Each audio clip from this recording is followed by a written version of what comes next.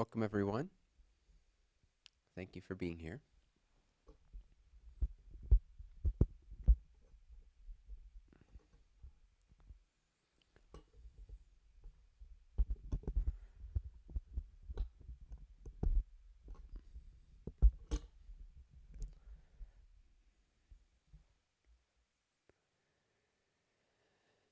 So, here we are in the middle of a quarantine, getting together with like minded hearts and souls to explore the nature of what's real, the nature of ourselves, the nature of consciousness.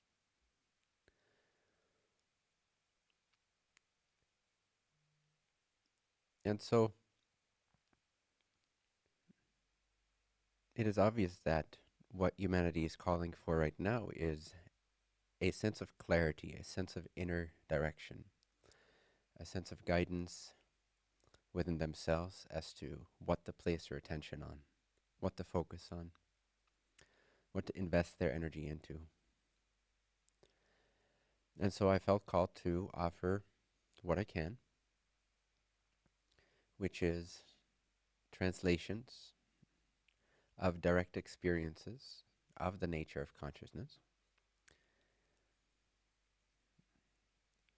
translations of ancient teachings, the teachings of the East, if you will, although none of these true teachings really originate anywhere. They don't have a location, they don't have a time, they don't have an age. They're simply the way of existence.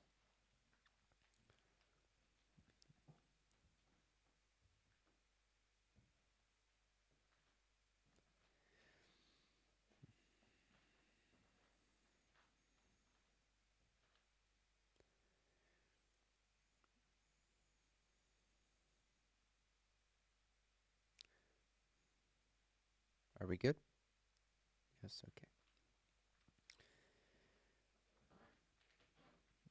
So, in the midst of all this turmoil, in the midst of all this confusion, this chaos, or at least seemingly so, I want to provide you with the tools to recognize this ground of being, the substratum, the root of yourself, the root of your being, so that all your attention can go towards that, or at least more of your attention than has been going towards that can go towards that, with the result being, and we'll get into this more as we go, the result being freedom, clarity, a sense of liberation, a sense of empowerment that has very little to do with accomplishing things in the world, or even feeling a certain way about yourself as a person, or dressing a certain way, or but rather an empowerment that is rooted in something truly transcendental, something truly beyond space and time.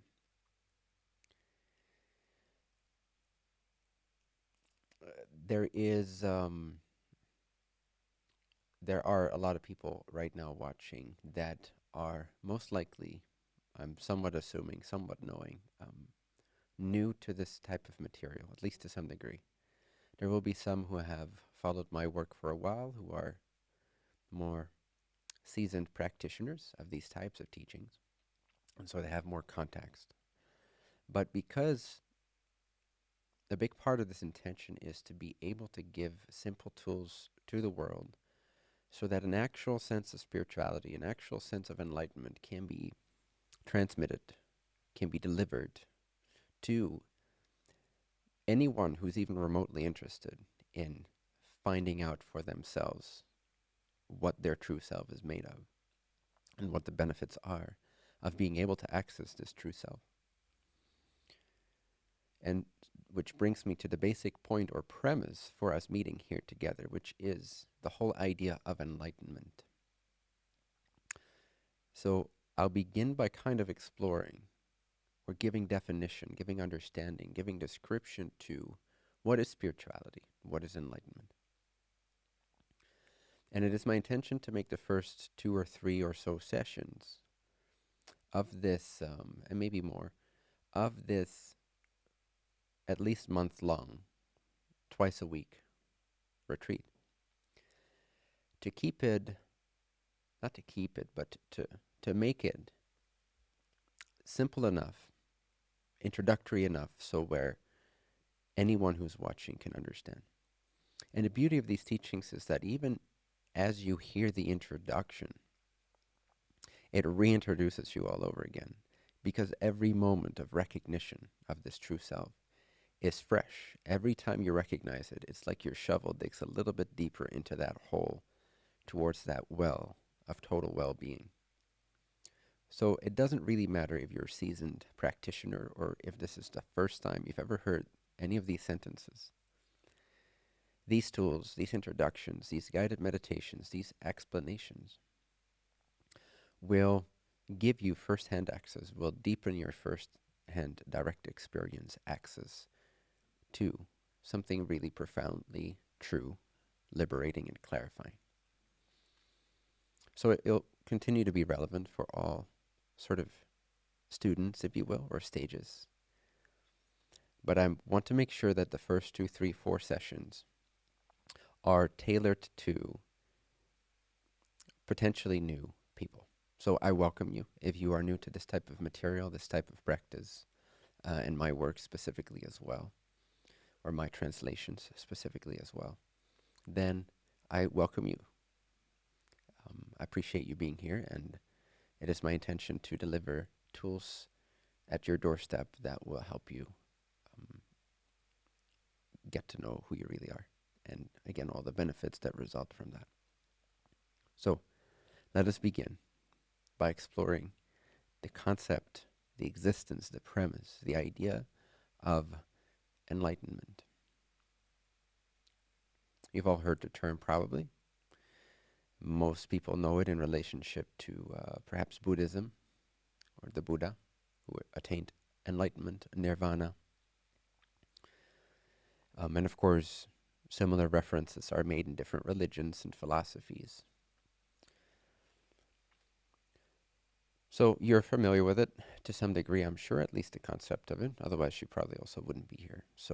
But the premise of enlightenment, the concept of it, implies that we believe there exists such a realization, such a recognition, such a transformation in consciousness, that that's even possible. And yes, it is possible. That is my premise. That is my experience. That is my conviction. That is my message, that it is possible.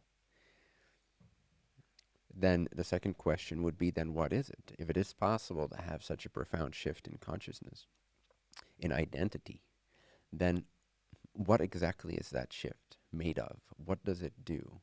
What is it? What change are we talking about? What type of transformation? What's the result? Why would I want it? And what do I have to let go of in order to get it or get more of it? Because as you'll see, enlightenment, at least in my way of describing and teaching it, is not a black or white kind of thing. Also because enlightenment is not actually an experience.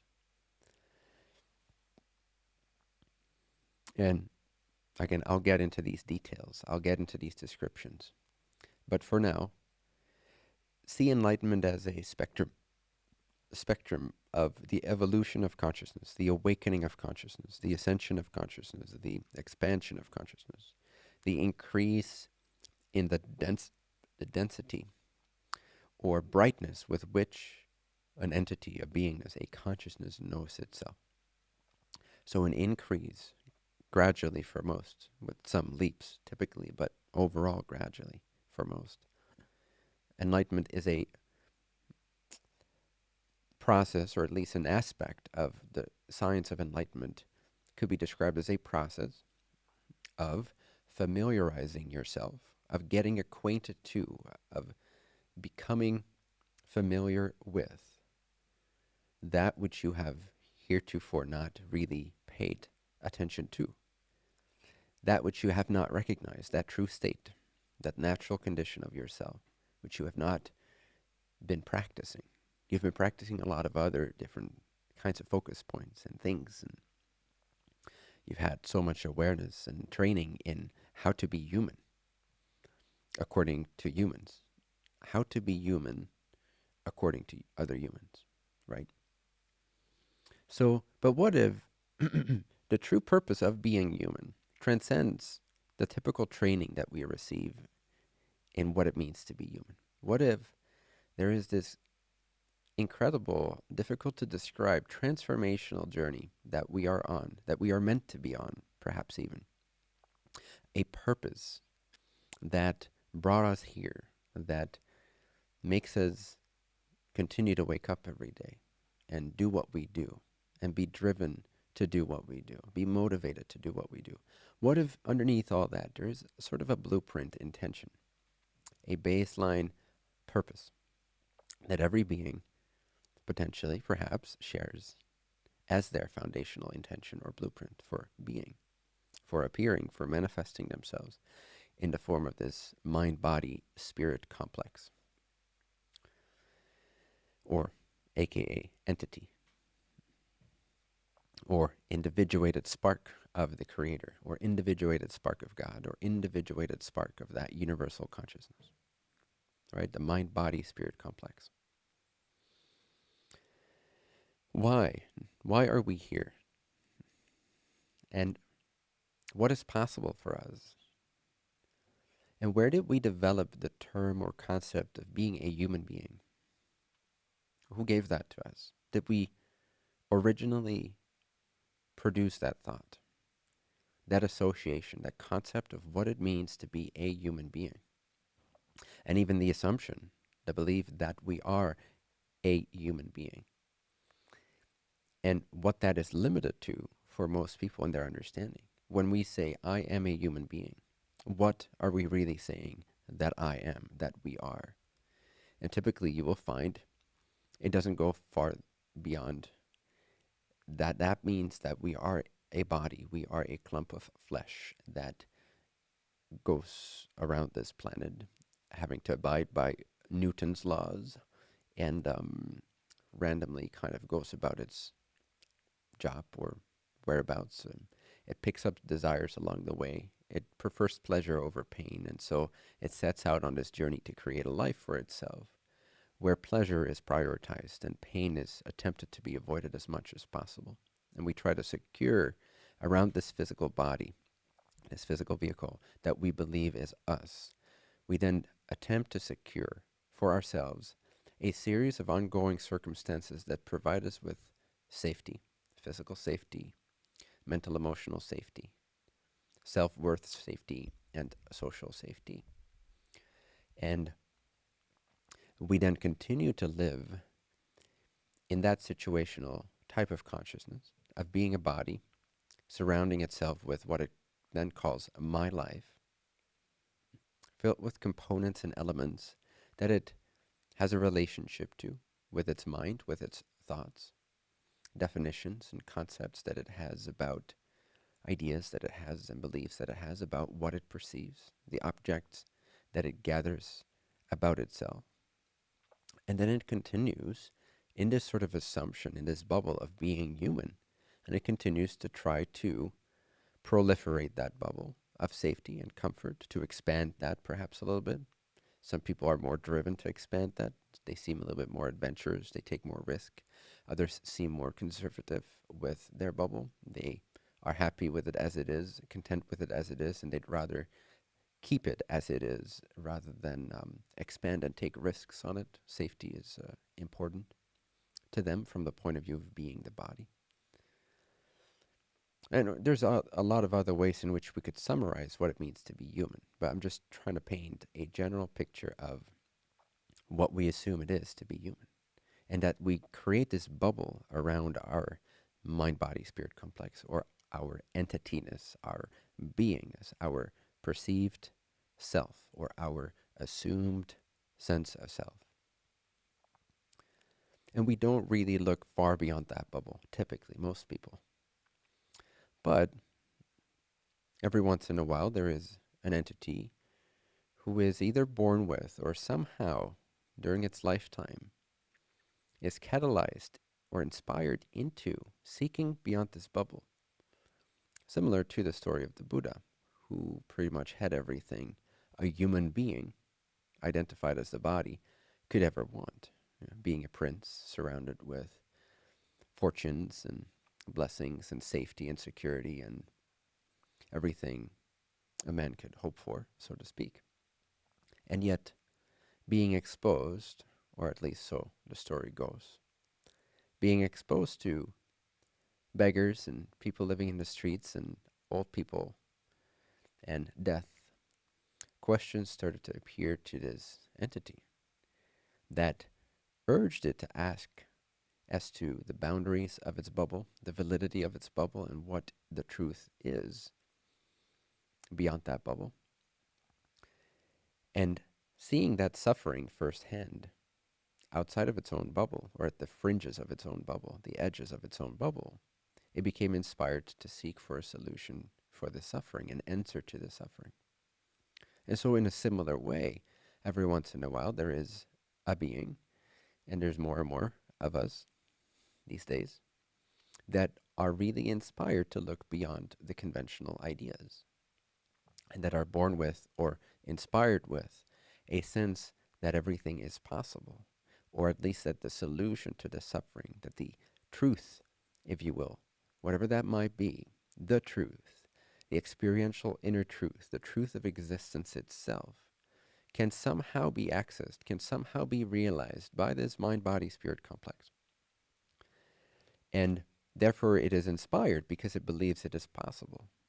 You see, it's very important to believe that enlightenment, and again, think of enlightenment as a spectrum or a gradient, a sliding scale. Don't think of it as black and white. It's not helpful for most people at most stages of this journey.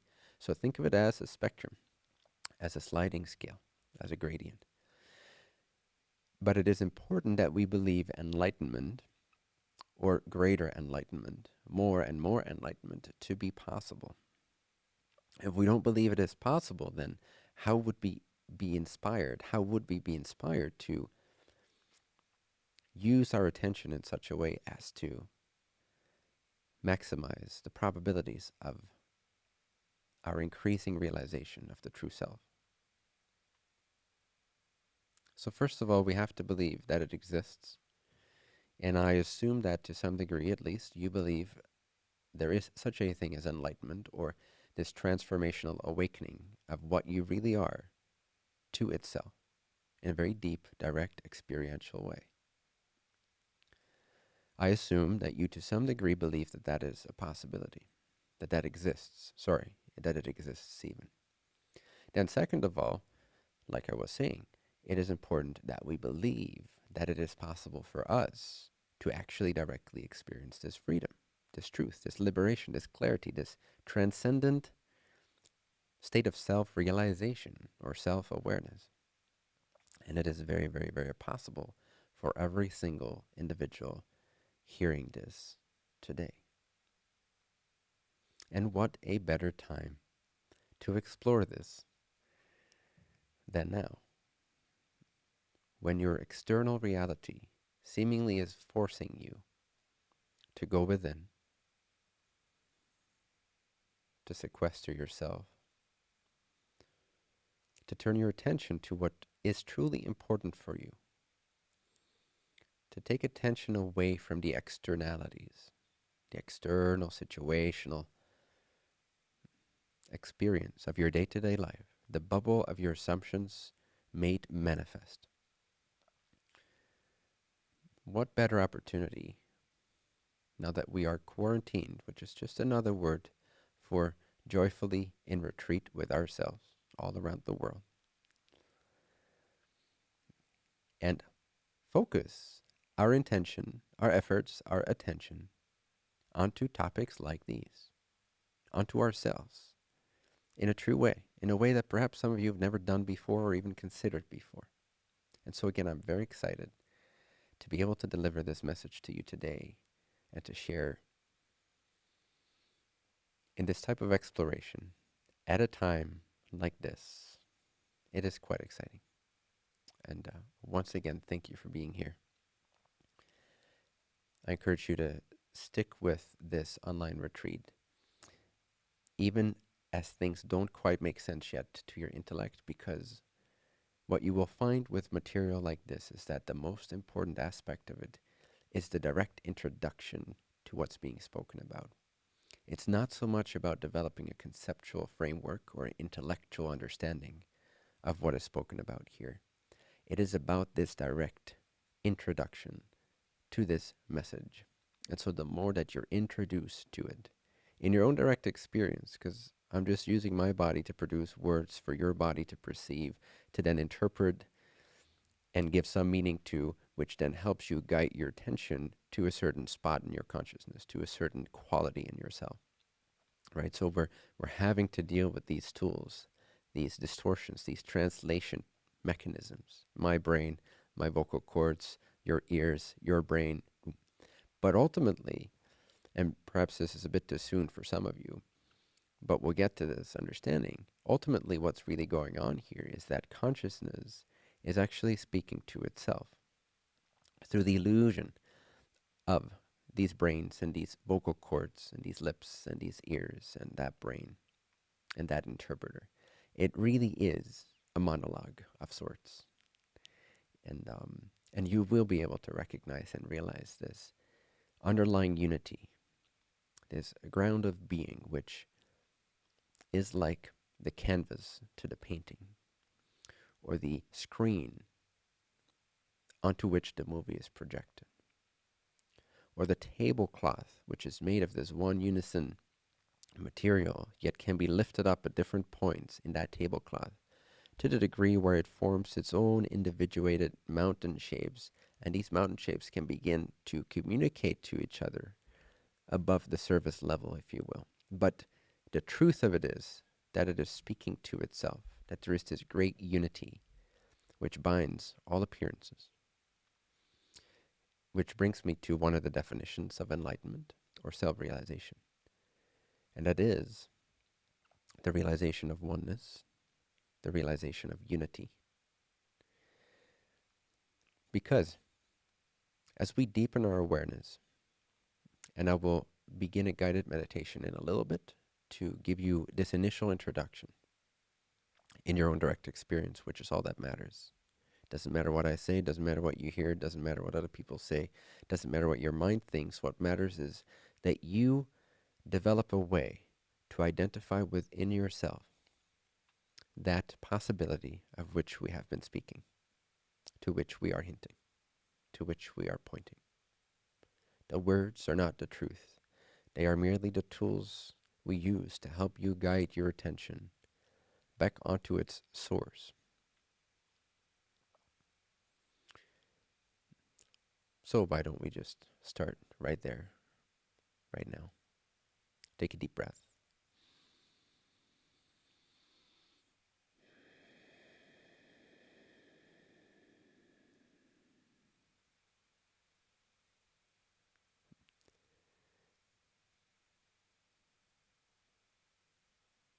Take another deep breath.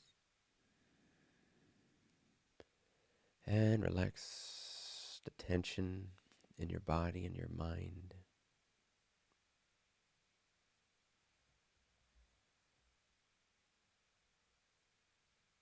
Take one more deep breath. And kind of let go of the world and circumstances.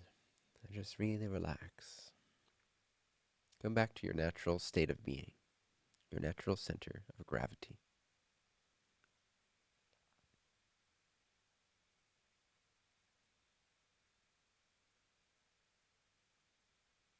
Now, let us begin this beautiful process of introducing oneself to oneself. There's nothing quite like it. And this is possible for everyone. Again, remember, this is all about direct experience. It is not about what I say. It is not about the way your mind formulates these concepts. To a degree, having a map, an intellectual map or framework, is very helpful. And a lot of my work is geared towards the production of such clear maps. However, it all ends and begins with direct experience. That's all that eventually matters. Your innate, intrinsic, immediate, direct ability to know yourself beyond the filters and the veils and the assumptions that humanity has thrown upon you. A true discovery of what lies ever present beneath the surface level of your thoughts and your emotions and your sensations and your ideas about the world.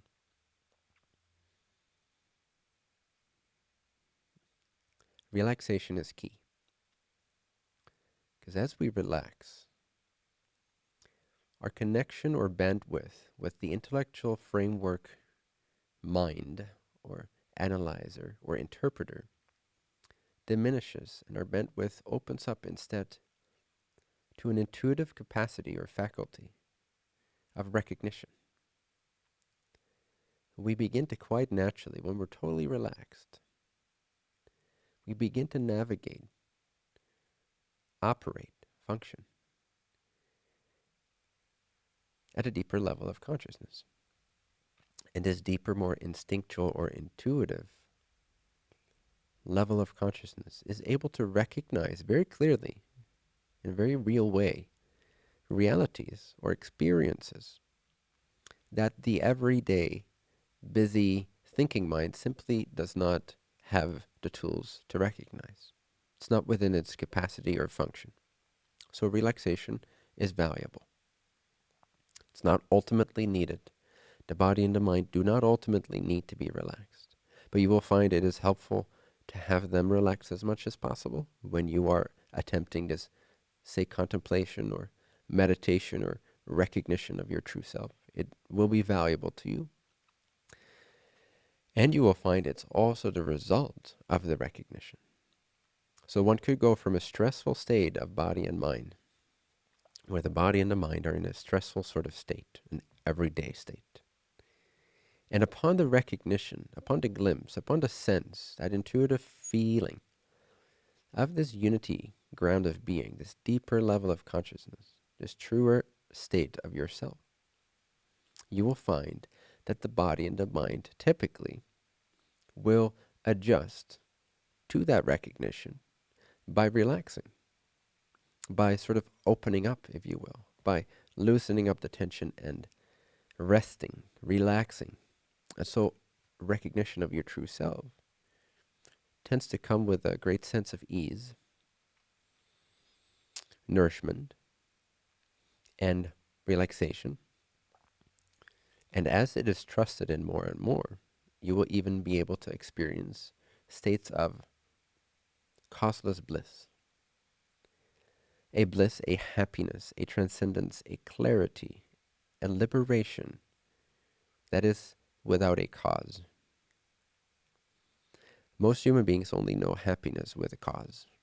They only know clarity with a cause. They only know liberation with a cause, or joy or satisfaction with a cause.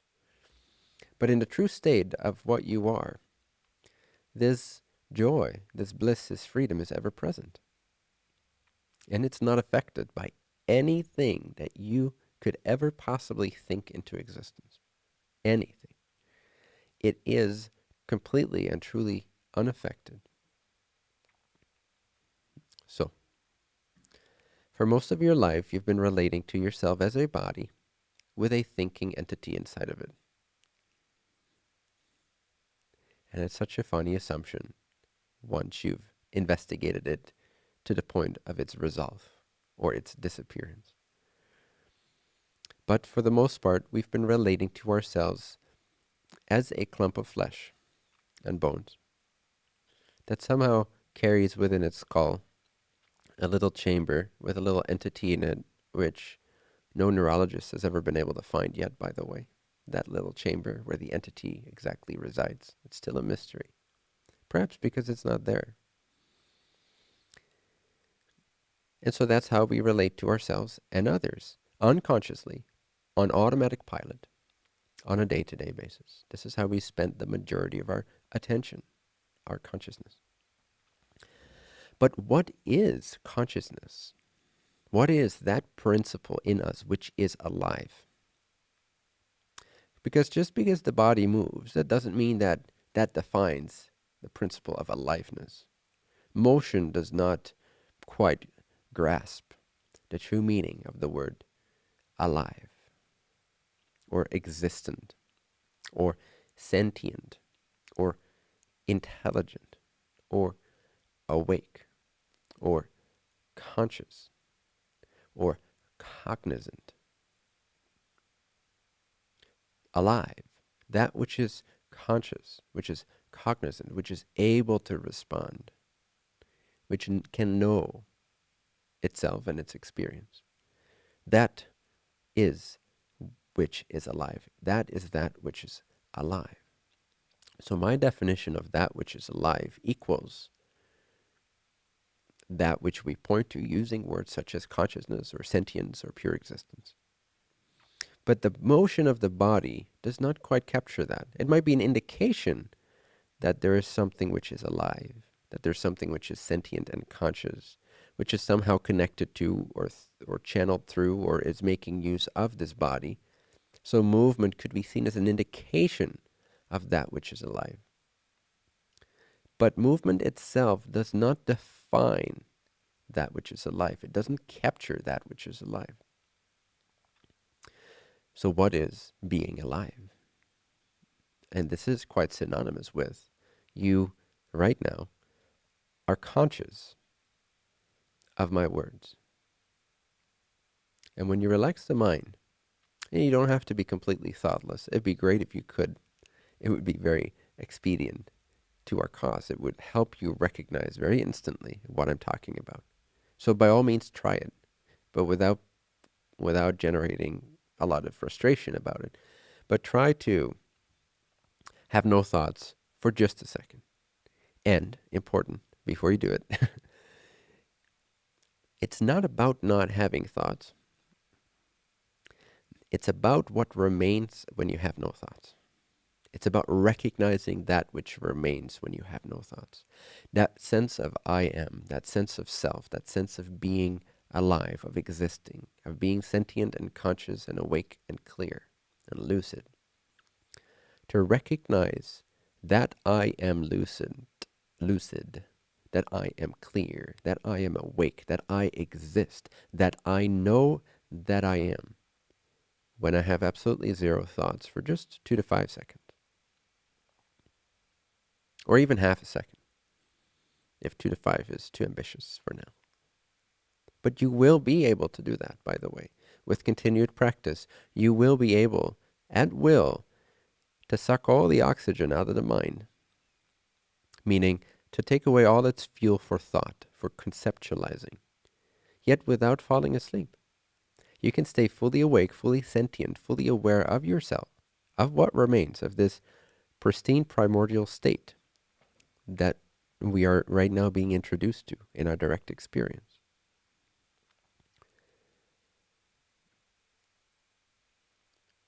With no thoughts. You can do that at will.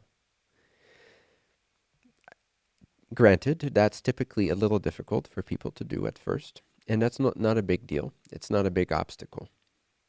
There's many ways around this fact that we have trouble stopping all thoughts at will. But if you can manage it for even a second, that would be great, because then you can have perhaps the most immediate, the most clear, the most direct experience-based introduction to this natural state, this indescribable natural condition of yourself beyond all your assumptions of you. Because if you can't think, you can't conceptualize. And pretty much everything you know on a day-to-day basis, you know because you've conceptualized it. You know because you've interpreted it. You know it because you've been thinking it. What do you know that's not a thought, really? Have you ever paused to ponder that? How much do you know directly that is not a thought? And you will probably find it's not much because every experience you think you're having, you think you're having. So our thoughts will refer to things and objects and appearances and experiences. And we tend to know these experiences or things through the thought about them. So how much do you actually directly know that's not a thought? What do you know that's not a thought? That's not thought-based. And do you believe that you can know things without thinking? Important question. Do you believe that you can know something? We'll leave that up for what it is for now. Anything. Do you believe you can know things without thinking? Most importantly, yourself. Do you believe that you can know yourself without thinking about yourself? And if you can, even for a moment, you are directly introduced to the direct experience of your true self. Now, it might be the beginning, sort of light or glimpse of it, but nevertheless, it is a glimpse of the sun equating to the true self in this analogy. It is you catching a ray of the sun. When you stop thinking for just half a second and you recognize the clarity, the clear space almost. It's like a space of consciousness, a space of existence, a space of knowing that you are, which remains when you don't think, but you stay aware. And I say this because a lot of people, when they stop thinking, they're actually still thinking, but they're thinking about nothingness or blankness, or they're just falling asleep. But can you stay awake after having stopped all your thoughts for just a split second? And in that split second, can you recognize that natural state, that natural space of I exist, of sentience, of intelligence, of that which is alive, which knows itself, that which knows that it is? Can you know the very fact that you are? And if you do, this realm will open up to you. This realm of consciousness will open up to you, and it will swallow up over time, with your permission, to the degree that you want it to, that you're ready for it. This basic space of empty primordial natural wisdom, unconditional love, bliss, clarity, consciousness, nirvana, enlightenment, self, the true self, the eternal, changeless state of your consciousness before you assumed you were this body, this mind, in this world, etc. There is something profound within you that never changes, which you can access at any given moment by slowing down thoughts, stopping thoughts altogether, and maintaining awareness of yourself as existent, or by simply relaxing your allegiance or attachment to thoughts. So the thoughts might still kind of pop up on your screen of consciousness, but because you're not giving them any meaning or significance or importance in that moment, your bandwidth opens towards this deeper intuitive level of consciousness that is already in touch with its natural condition. So that's why I say relaxation is so helpful, so valuable in the pursuit of a direct experience. So what's spirituality? But the understanding that there is a principle which is alive, that no scientist will ever be able to put in a box, that no biologist or neurologist will ever be able to categorize, that there's this ingraspable, unfathomable principle of intelligence, of intelligent existence, of aliveness, which perhaps does not have a form of its own, yet still exists, cannot be categorized or conceptualized or put in a box, yet exists, cannot be physically brought down, placed inside of a jar, put on a shelf, or written down inside of a book, yet it exists. Spirituality is the understanding, the conviction, the belief, and ultimately, ideally, the direct experience, which is what this entire retreat is going to focus itself on predominantly, okay, is to give you the tools that you need to directly recognize that which never changes, so that you can merge back into your true self through the eye of the storm of this whole pandemic, to find your true self, to use this as an excuse, as a permission slip, to recognize the truth, to practice the truth of your being, of your existence. So what if there exists this principle of intelligence, intelligent aliveness, of beingness, call it God if you will, call it source, call it the enlightened mind, call it pure consciousness, call it the great I am, call it universal consciousness, call it woo-woo. It really doesn't matter. Call it Shiva, call it Brahman. It really doesn't matter. It does not care what name it gets in your mind. It exists regardless of name and form and shape and size and dimensions and space and time. But imagine, again, because some of you might be thinking now, why would I want to be interested in this topic? And I'm not here to convince you that you should. First of all, it's entirely up to you. But I do want to kind of give it a shot. I want to promote it as best as I can. So I will be truthful and say that I believe that not only is it imperative for our civilization and its future trajectory that more people around the world, people like you watching right now,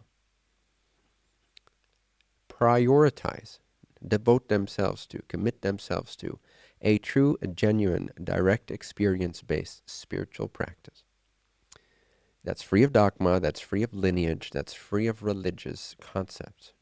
Direct awakening of self to self, your own awakening to what's true in the deepest levels of your being. Because that and that alone will solve all the issues on a surface level. My desire is to assist or help this planet be a happier version of itself. Now, there's many ways in which we can contribute to that. There's environmentalists, there's philanthropists, there is all kinds of charitable organizations, some of which are genuine. And you can go save forests, preserve nature, and I recommend all these things. I think they're all very valuable pursuits. However, the predominant focus that I suppose my brand, if you will, or organization or movement or intention has is to solve the issues at their core root level. And all the issues we've ever generated come from confusion, which comes from a non-understanding of what is true, of what we really are. So if we can help millions of people around the world, and we can in today's world, we can very quickly. And this is one aspect of that. And you being here and you having shared this perhaps with some of your friends is an aspect of that, paying it forward. To light the flames of millions using a single flame, in this case you or me, to spread this fire of self-awareness so that people get the direct tools that will solve automatically the issues that we produce as a human being in a state of delusion. Because if you solve the delusion, you solve all the expressions that come from that delusion, from those distortions, from those imbalances.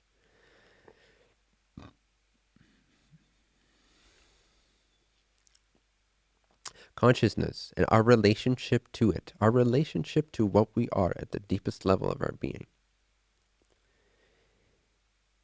is the solution to all of our issues. The quickest, most direct way, at least in my opinion, to all of our issues, because when that is addressed, every single one of our expressions will realign to the vision that's intrinsic in this field, in the ethers of the atmosphere of planet Earth, of the collective consciousness of humanity, which is the vision of an enlightened civilization for all, or at least a happy planet.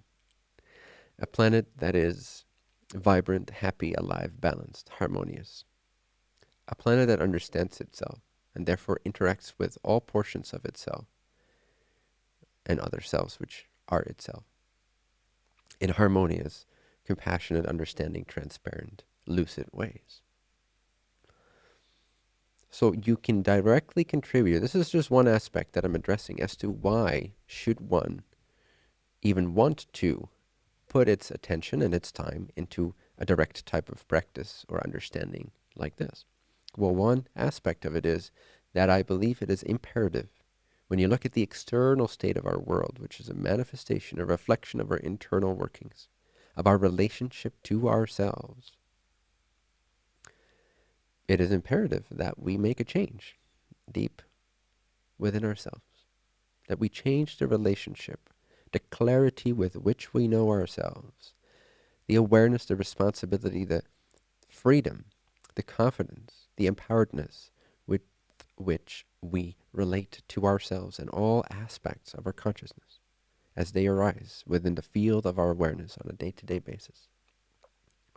What is our relationship like to these appearances, to these elements of our consciousness, of our psychology, of our spirituality, of our body-mind-spirit complex? Does that carry the quality of true understanding? Is it rooted, is it based in an understanding of this underlying unity field of consciousness, out of which everything appears and manifests and is made possible to begin with? Because again, we would not have this experience. You can complain about this experience, you can praise this experience, but you would not be able to complain about this experience or praise this experience or think anything of it or even have it, was it not for consciousness itself. This is another pointer, another introduction to your natural state. It's the understanding that you've never had an experience apart from that which is hearing my voice as I speak right now. There is a quality beyond the mind, beyond the thinking, conceptualizing mind, that is cognizant, that is able to know. The power to know is one of the core descriptions of what consciousness is. It's the power to know. You could also say it's the power to exist or be and know that you exist and are. And that power is innate in you right now. You can right now ignore my words, and instead of focusing on what I say, you can recognize the fact that you are present to what I say, that you even exist to hear what I say. You notice the shift there in consciousness, in attention? It's a very, very simple change. You take your attention off of what you think and focus on, and you relax it for 2 to 5 seconds. Just give away all thoughts, or at least all allegiance or attachment to thoughts. Don't invest in any of the thoughts. And recognize the natural state of clear, ever-present I amness, or I am conscious, I am aware, which is right now hearing my voice without you even trying. You can focus on my voice using your conceptualizing mind. You can make a description about what I'm saying, or you could sort of be aloof, kind of zoned out, and not really give any focused description on what I'm saying. In either condition, in both states of focus or non-focus, there is an awareness of my voice. You cannot deny that. You're not doing it. It is there, intrinsic to what you are. This is the basic state of your awareness. This is enlightenment. Now it goes, quote unquote, deeper than that as you practice. And we'll get into sort of the purification and the increase in the density, in the brightness of this enlightenment. Okay, but what we first need to establish is a direct connection, a direct access point. What we need to establish is that you are not only able to recognize your true self, but that you actually know how to do that, that you can actually identify that true self for yourself, regardless of what you're thinking. You may not even like anything that I've said so far. You may not agree with anything I've said so far. Doesn't take away the fact that there's an awareness of my voice that you're not doing. And as you recognize that natural state of awareness, which hears my voice without you doing it, you will notice an increase in clarity. You will notice there is a sense of ease. It's like a river of well-being begins to pour through the crown into the body and the mind. You start to get a sense of perhaps spaciousness or relief or clarity or relaxation. Now, those are very beginning effects of enlightenment. Again, think of it as a spectrum. The spectrum of, it's a process of familiarizing yourself with that natural state, which is ever here, which hears my voice right now. The power to know that you are. Familiarize yourself with it. In other words, befriend it. Become friends with it. Become closer and closer in your association with it. That's really all it is. And every human being on this planet can do this. And every human being benefits from this instantly. Now, it might be a little bit of benefit at first, but they compound. It's like compounding interest, compounding benefit, compound benefit through the intrinsic nature of what you are. Recognizing itself, increasing the brightness of itself, the luminosity with which it knows itself, the sufficiency, the vibrancy with which it recognizes its natural state. And this can begin to permeate your every experience to the point where you can no longer have, you wouldn't want to, but you can no longer have a conversation with someone without being aware of the fact that you're aware. It just pervades the entire conversation without distracting you from the conversation per se. And it comes with a sense of, it's like space itself pervading every cell of your body and your mind, but with sort of a blazing light, a blazing luminosity, a clarity of the enlightened state of your true self, which is already the case. But you've covered it up with thoughts and ideas. But this is wide open. It's the wide open secret that's staring you right in the face right now. And it's yours, my friends. It's entirely 100% you. And the benefits compound. They build on each other. And this I can only ask you to take on faith. But the way to do that is to at least believe that maybe what I'm saying is possible for you, could benefit you and compound, could more and more benefit you every day you practice. And if you at least have that concept, then maybe there is an incentive or motivation to continue to simply expose yourself to these introductions, to these teachings, to where you can then apply that tool for yourself and test it out. So you no longer have to keep it, taking it on faith. You no longer have to trust this body talking.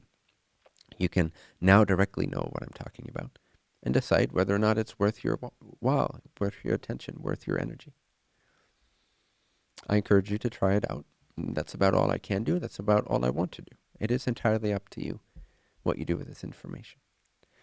But I'll continue to introduce, reintroduce, and remind us here together in these sessions, globally, during the quarantine retreat, of this natural state. And we'll abide in it together, and we'll clarify the concepts about it.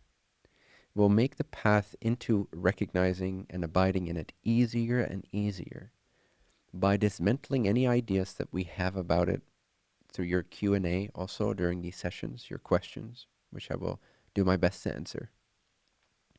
And through these guided meditations and these guided talks, because really every time I talk, for the most part, it is kind of like a guided meditation. That's the way it is, comes through. It's set up that way, if you will. The intelligence behind it provides it as a guided contemplative monologue. So simply by listening to the information, your attention gets to discover more and more of its natural state, its freedom, its power.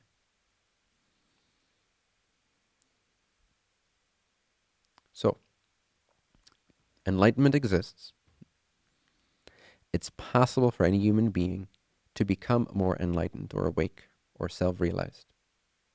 And not only for every human being, specifically you can identify the true self and be able to discern the true self from the not true self.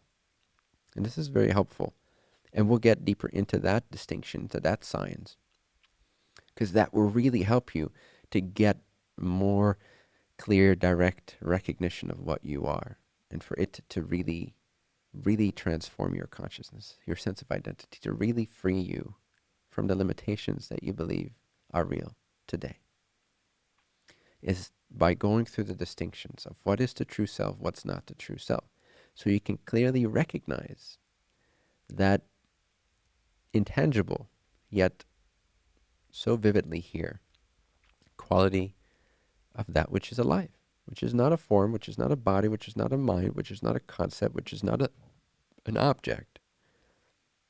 It's not even a subject per se, although that's our entrance point, typically. It's the sense of us as the subject of our lives. But it goes beyond that. And again, people have called it God, people have called it the Buddha mind, Buddha nature, people have called it Christ consciousness, people have called it Brahman, people have called it Nirvana, people have called it heaven. The irony is, you're there now, looking at this conversation from heaven.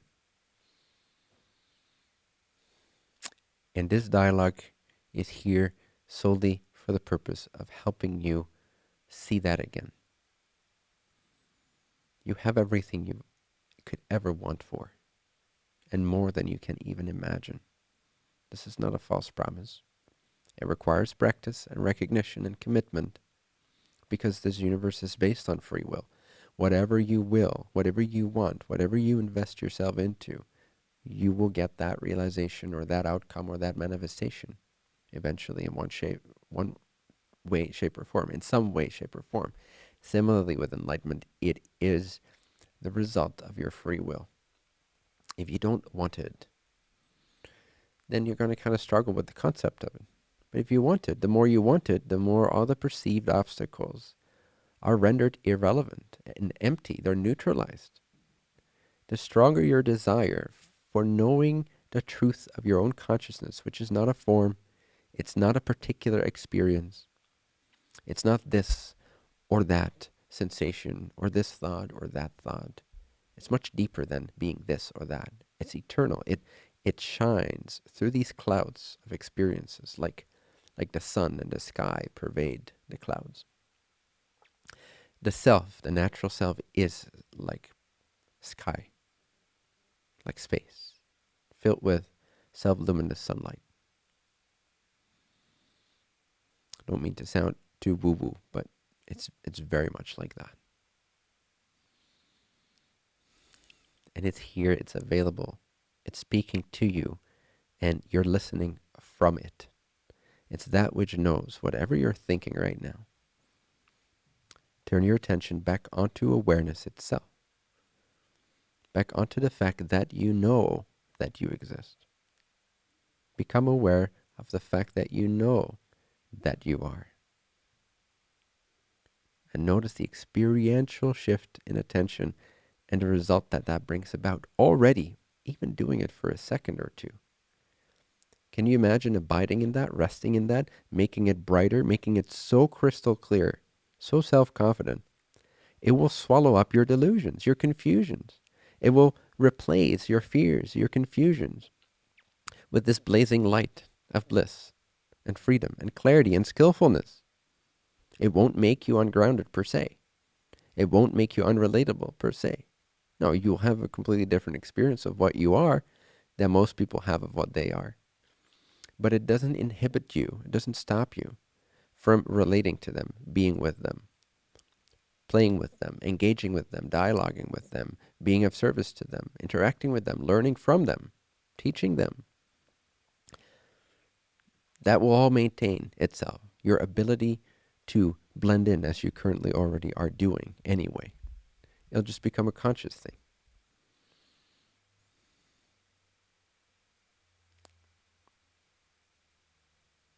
So I will finalize this sort of guided talk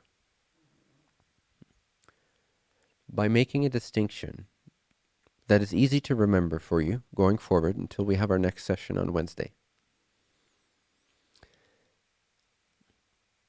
Um, and we'll have some Q&A after this, by the way. For maybe 20, 30 minutes, we'll do some Q&A. But before the Q&A, I just want to finalize my, I suppose, my lecture aspect of this communion with you by pointing you to the distinction between awareness, or that which knows my voice right now, that quality which is not a thing, but it's so evidently here, this inescapable presence or awareness.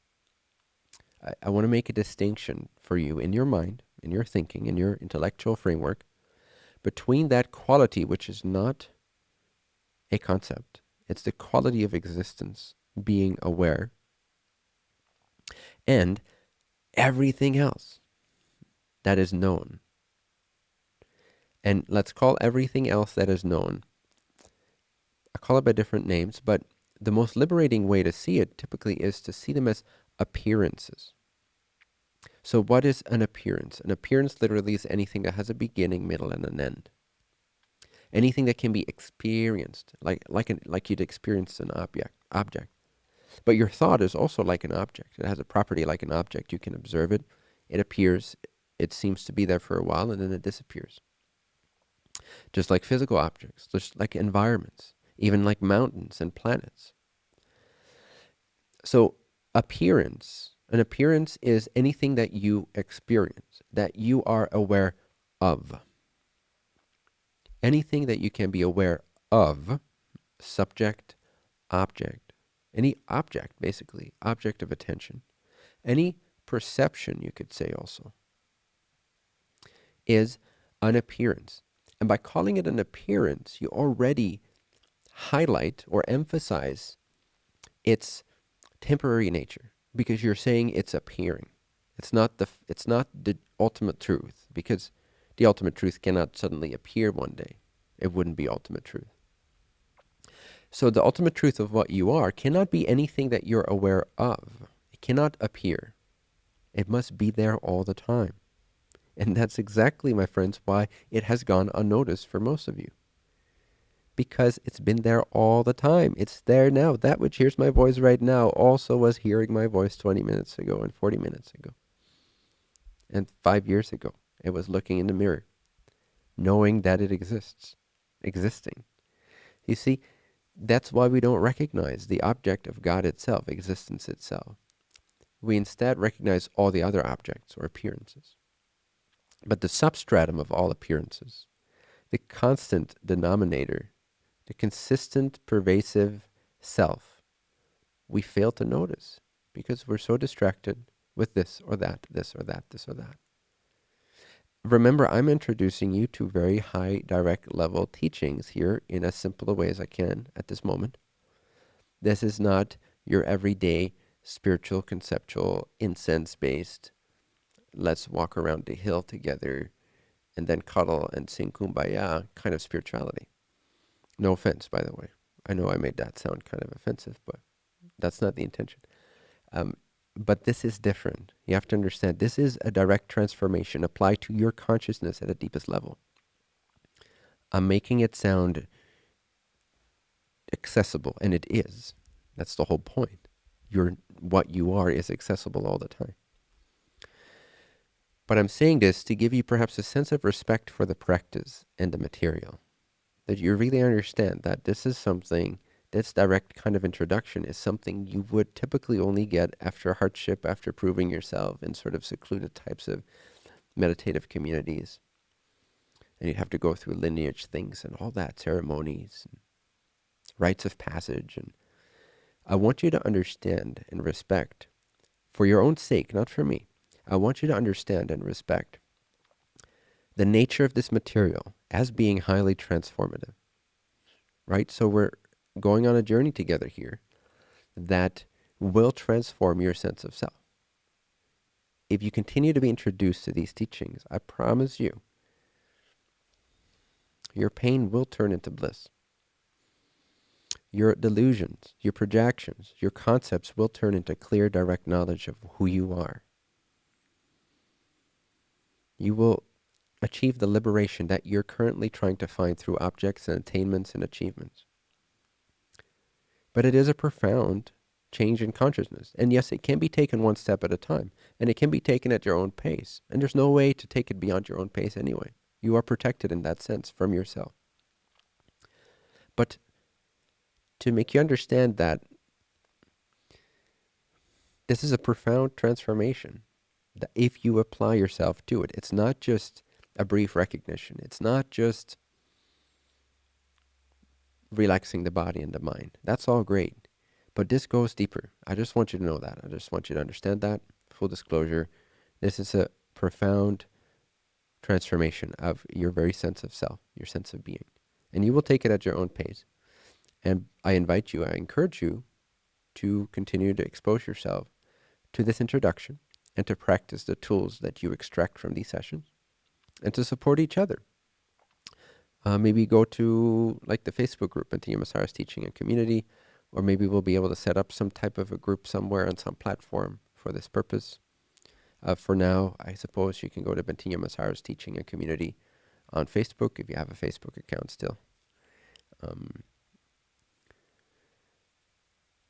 So, anyway, support each other. Like, get together, find like-minded people who are also in the process of recognizing the difference between appearances or perceptions and a true self, and who are committed to resting, abiding in that true self-recognition and allowing their delusions to be made transparent and to be resolved by this natural, primordial wisdom of self, which is accessible to you.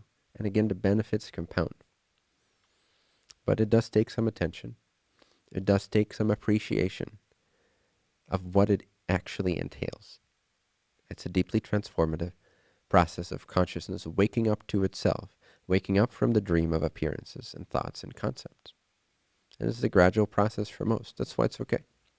You don't have to worry too much about where it will lead you to, because at any stage of the game, you can decide to pause it or stop it or continue more, depending on your level of desire for more clarity, for more bliss, for more liberation, for more unconditional love, for more blazing light into the wide open blue sky of consciousness. How much do you desire to feel at one with the Creator, the Infinite, with God, if you will?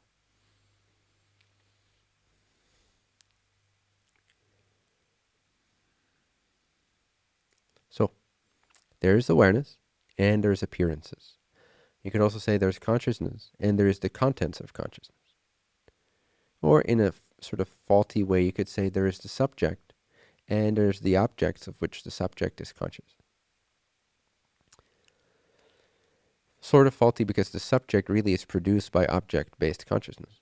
When objects disappear, or the focus on objects disappear, or the thoughts stop for 2 seconds, what's revealed is this natural state which doesn't have a subject or object. It's just sort of this unified isness, this unity self, this unity consciousness, this non-local, space-time transcending natural state, which is like formless space pervaded by a blazing light of the sun.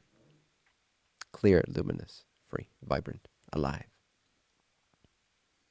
So everything that comes up, thoughts are appearances. They appear. But they appear to what you are, to the consciousness that's right now aware of my voice. Me speaking is an appearance.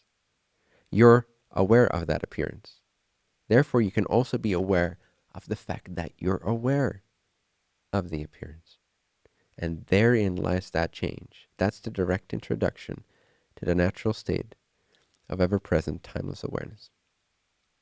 The recognition that you're aware of appearances, and then to turn your attention 180 degrees back onto that awareness itself, which is kind of like a background, the background of awareness, the background of ever-present consciousness. This, my friends, is enlightenment. It's that simple and that profound, all at the same time. And being introduced to it over and over again, for most people, seems necessary and builds momentum. It builds clarity. It builds luminosity. It builds freedom. And you'll become more and more free, more and more like the sky. Less and less obstructed by your thoughts and emotions. Less and less bogged down by the confusions of other people and your own thinking. Freedom. Do you want freedom? The truth is liberating.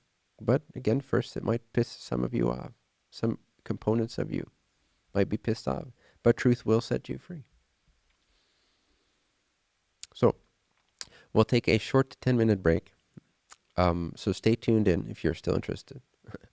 And then we'll come back with some questions and answers. So thank you for submitting some of your questions in the comment sections of YouTube and Facebook. Appreciate it. And we will select a few of these and present them to you in about 10 minutes from now. I want to give a big heartfelt thank you on behalf of our entire team for the donations that we have received prior to this session. We very much appreciate it, and it's very helpful for us as well. So thank you for that. Thank you for your attention span. And I hope to see, in case you're signing off, I hope to see you again on Wednesday. But again, stay tuned, because sometimes the Q&As can be the most clarifying components of a session. So I encourage you to stick around. It's not like you have anything better to do anyway, right? See you in a bit.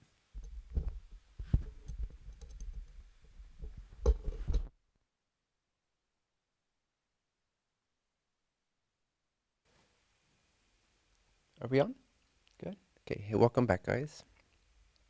So my team selected some questions, and I'll read some of these.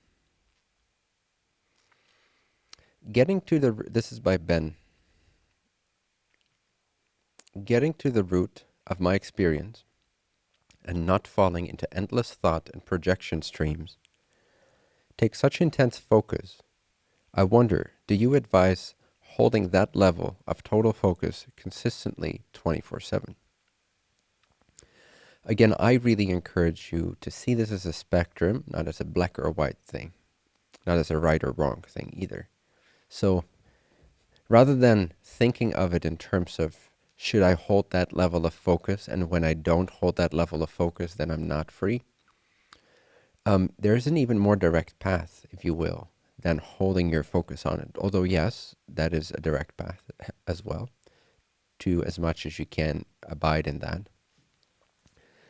But another component of liberating yourself from these thought streams is not to try to push them away or to focus away from them necessarily. I mean, you can, but rather it's to understand that the nature of what you are is already unobstructed, is already inescapably here, and is already ever present and established. I often say that which you are is always already free. You are always already free. So even the assumption that you get lost in thought and projection streams, that also is an assumption, because you actually don't get lost in the thought and projection streams. It's just more thoughts and projection streams about the thoughts and projection streams. But what you are is always already free and available. It's right here, right now. And you can use the thoughts and projection streams to recognize that the background of awareness is unaffected, that this primordial empty space of luminous awareness, of intrinsic primordial freedom, is already here. And so you build conviction, you see. It's about developing conviction, confidence, familiarity and confidence in that wide open presence of what's hearing my voice, so that the appearances inside of that space can just be allowed to sort of be as they are, even if they're raging from time to time, or if there's afflictive states or dense emotional experiences. To shift your attention away from your description and ideas of what is appearing. And instead of being focused through the narrow tunnel of describing your experience, you simply refrain from description altogether, and you reintroduce yourself. You remember that which is already looking through your eyes, that which is already aware of the whole charades, of the whole game, of all the shenanigans of your mind and conditioning. So then you get to actually rest in the natural state while the thought and projection streams may or may not be going on. And then you're developing true confidence in the freedom that's already here. The more confident you are in the fact that you're already free, the less you will be absorbed in the thought and projection streams. The less you'll be identified with the thought and projection streams. The more natural you will maintain that, and the less intense focus it requires. It becomes easier and easier. But yes, it requires some discipline to cut the stories at their root, meaning to not indulge, to not give in to the descriptions you have, the assumptions you have about what's appearing, and just to let it be exactly as it is. Let it be free. Let it run wild. Let it do its thing, unless it's harming someone else. But anything other than that, just allow your experience to be as it is. And then rest in the root of it. Rest in the background of awareness. Rest in the confidence that you're already free. And then you begin to see. Your seeing will follow your confidence. And confidence will follow direct seeing. But it works both ways. The more you choose that confidence of, I'm already free. This is already just appearing. That's why I like the word appearances for experiences and perceptions and things. Everything is an appearance, because the appearances are just appearing and disappearing, appearing and disappearing. They already don't affect what I am. The more confident you are in that, the more direct seeing of it you will receive or glimpse, which will then further your confidence. And then it's just like this confidence and stable freedom that just pervades all your experiences, even while the body and the mind are suffering or going through a challenge. It doesn't carry the same identity anymore. It doesn't carry the same definition anymore. It is now free also to suffer. Yeah. So, but, so it's not a denial of anything, you see. It's an allowance of everything exactly as it is, and a shift in identity, a shift in what you identify with, and a shift in confidence from believing you're limited and lacking to knowing your freedom, your abundance, your power, your indestructibility. And that will set you free. That is what liberates all these perceptions that you're having, even without changing any of them per se. And yes, over time, your thought streams and projections, they will unwind, they will calm down, they will slow down. You just over time with practice. But don't judge that just because you're having a thought or projection stream, you're not enlightened anymore. Also, don't claim that you are enlightened, because that's just another identity booster. But your natural state is already free and enlightened. You want to adjust to that by focusing, yes, by disciplined application of turning your attention back onto that awareness, and then gaining confidence in the freedom and the ever-present nature of this awareness, of this space-like, formless freedom, this quality which is hearing my voice right now, that cannot be grasped, that's always free, always there, always changeless, always stable, always yours. And it's never affected. It's also called the I am, that pure, true beingness within you. And none of the appearances, none of your experiences have ever been able to enter or penetrate or make a dent or scratch in that service of that I amness. It is stainless freedom.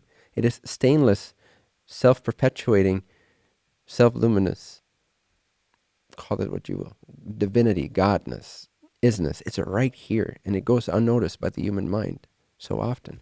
So it's a process of remembering, of recognizing and identifying it, and then, yes, placing your attention in that recognition so that you may have realizations of exactly how free and unaffected you already are.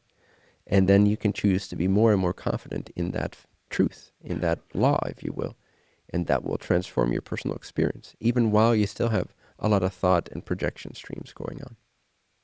I hope this is helpful. Hey, let's see.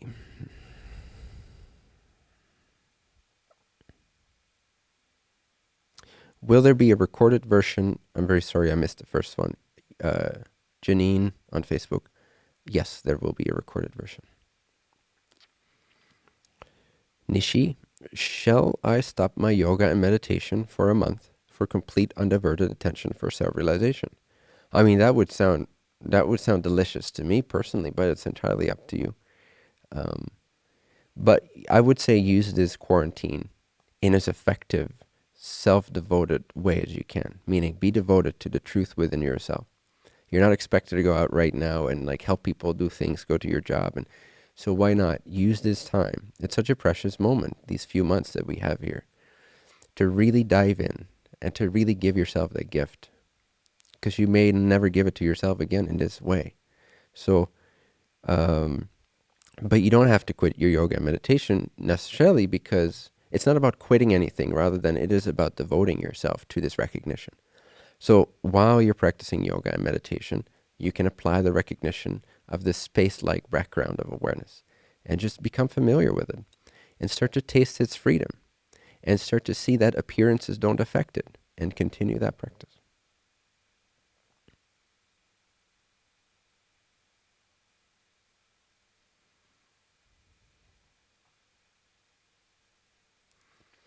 From Rika, what can I do to stay in alignment more often? I feel that when I am by myself, it is not a problem. But while interacting with others, when they are not in alignment, it is. Thank you. Well,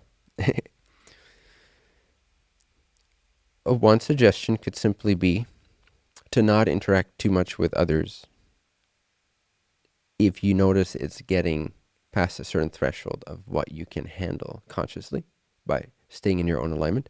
There's no issue with taking space for yourself. It is actually quite crucial to do that from time to time. Now, of course, you don't want to go to the extreme of just kind of copping out and retreating, when it's a wonderful opportunity for you to be of service to other people and to train your own alignment in the midst of being surrounded with other people. Now, all I can say is that with practice, with realignment, with realignment, with realignment, with realignment, you just develop a thicker skin, if you will. Doesn't mean you become less sensitive, you become more sensitive.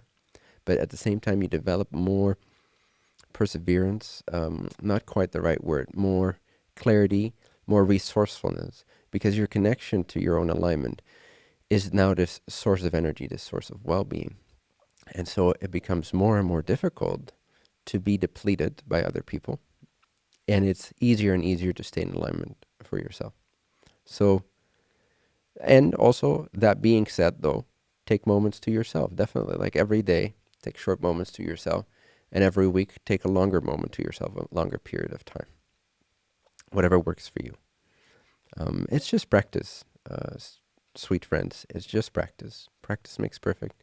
Recognize the fact that you're already unaffected, even when you feel affected.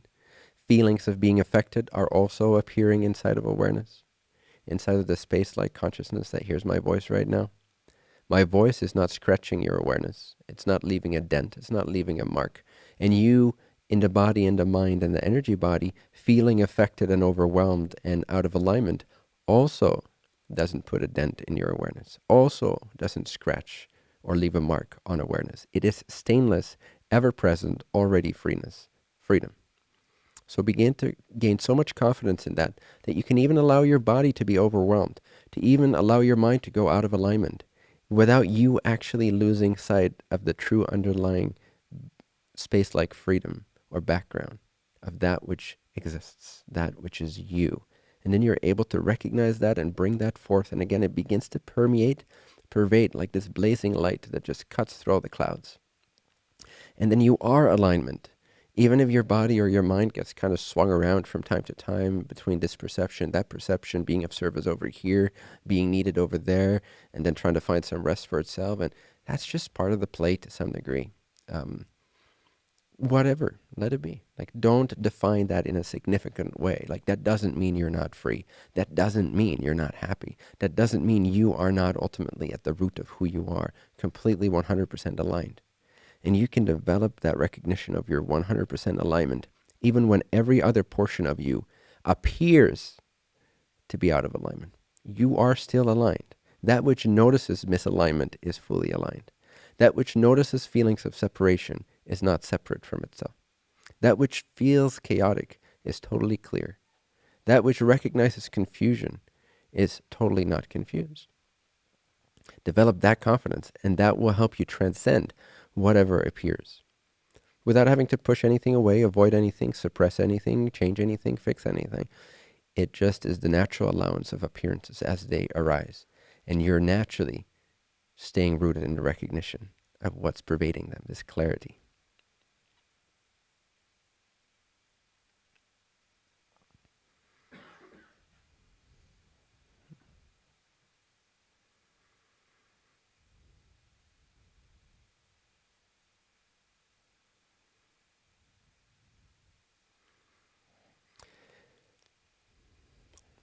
by Nora. It may be an unpopular question, but do you lose the ability to be in love with someone in the romantic way after quote unquote achieving enlightenment? It is not a popular question, typically, yes. And it can scare some people away from the pursuit of it. But it it is my experience that you do gradually lose the ability to fall in love with someone in the romantic way. Now, that being said, it's out of free will, it's out of choice, because the nature of your recognition of self, of the true foundation of unconditional love, you simply stop choosing anything that doesn't match unconditional love. And romantic love does not equal unconditional love. Falling in love has nothing to do with unconditional love, typically. We want to believe it that way, but it's just typically not the case. In fact, you could say the whole premise of it is not based in unconditional love. So it's like you've already fallen in love. You've fallen in love so deeply, you've already found the one. And so everything else that appears as an opportunity for relating just becomes an opportunity for sort of a relative level exchange of energy, of knowledge, of lessons, of projects, of co-creating things, of just friendship and fun and venture, whatever it may be. But that doesn't, you don't fall in love, you see, because you've already fallen back into the true self. You've already fallen back into true love. And from the perspective of true love, you see very clearly through the illusions and the delusions and the manipulations of what we call romantically falling in love. And you just can't. Like, you just look at it, you just see it from unconditional love, and you can't indulge or participate in something that just seems so nonsensical to you, that just seems so not true. Doesn't mean there's not an amazing amount of love that can be shared with people, and in some cases specifically with one person or in a certain way with one particular entity. That's still a possibility, but you're not falling in love, you see, because this blazing light which pervades, like the background that's outshining the foreground of appearances, is so filled with love. It's that which you seek in romantic love. It's already there. That's why I say at first we only get a glimpse of the benefit, but it compounds, it compounds. You won't want to fall in love anymore in the typical sense. You won't be able to because you won't want to. That's why you won't be able to. It's because you have something so much higher and better and more unconditionally loving than romantic love stories. So it doesn't mean you can't be fully there for someone and you can't allow for a journey of quote unquote falling in love, or a journey of the appearance of a love relationship. But the purpose of it, the motivation behind it, is just the seeing of the unconditional love and the benefit that they may generate in another entity awakening to this unconditional love through the trajectory of interacting with you. But you won't need the love because you are connected to that essential field of what you are.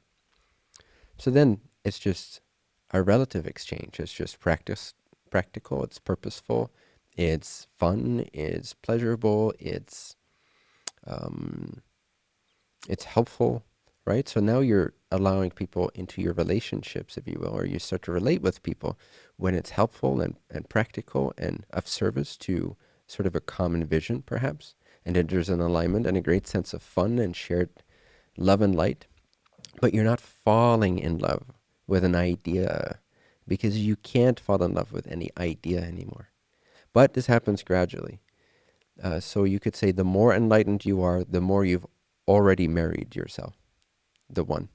And therefore you've already fallen in love as deeply as you can.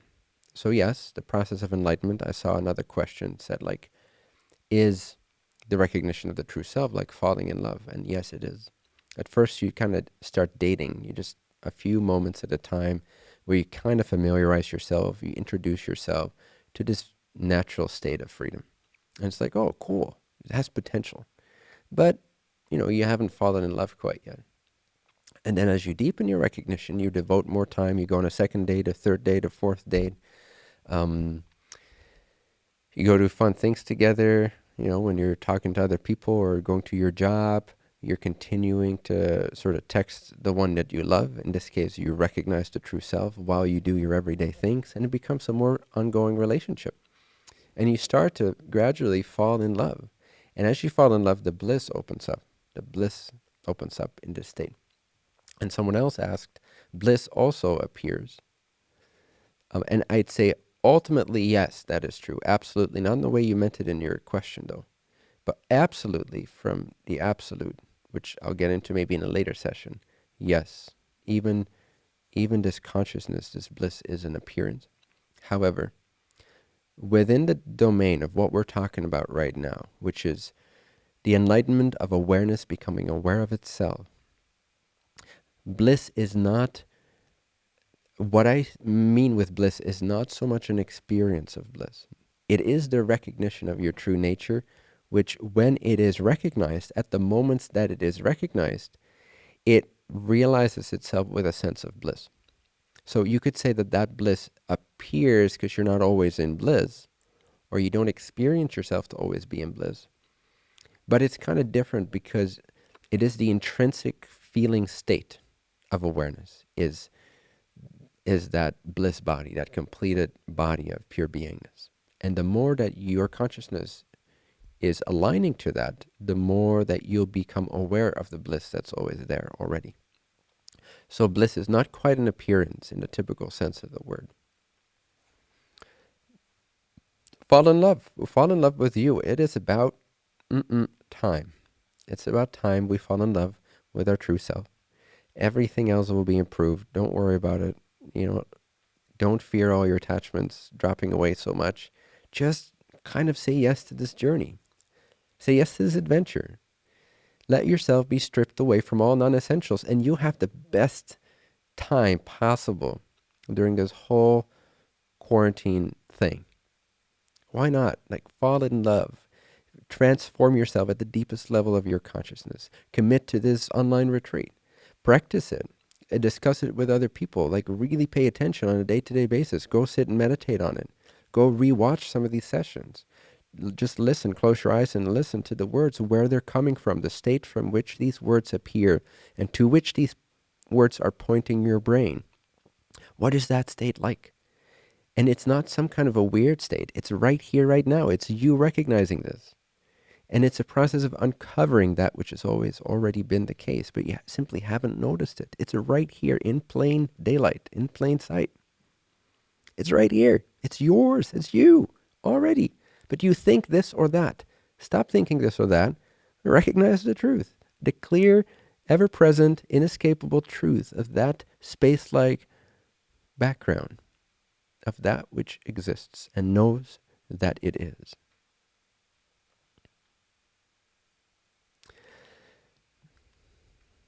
I will stop the session right here. I love you all. Thank you for tuning in. And we will be having our second session on Wednesday, upcoming Wednesday, 8 p.m. Same starting time as we had today. Always appreciate it if you share this with your friends and communities who you think might benefit from this, just because the intention is to reach as many people as we can with these nuggets, these tools. And let's watch the whole world awaken and enlighten itself. Thank you for participating. Thank you for prioritizing what's important to your inner state of being, and therefore to the manifest state of the world, which is always in response to our relationship to our own consciousness. Take a deep breath. Relax into awareness with a sense of wanting to familiarize yourself and discover this infinite mystery that's at the very heart of your existence. Want more direct experience of this clear self. Discover it, uncover it, dive into it, see how deep it goes, see how far it goes, see if there's any borders or boundaries to this awareness. Does it have a shape, or is it simply as it is, free of space and time and location and limitation? No matter what you think of in limiting ways through your mind and body and world and other people, is this awareness really affected? Or is this innermost sense of I am, of me consciousness, of me beingness, completely free? The more you dive into it, the more the concepts of your mind that's based in causality and location and space and time and self and others and duality and polarity, all that will beautifully unwind and come back in. All of your consciousness will begin to come back home into a state of freedom, which at first can only be glimpsed, but eventually can no longer be described. It is amazing. It is mind blowing. It is what you are. I can only point at it, and it is my heartfelt wish as yourself that you wake up to yourself.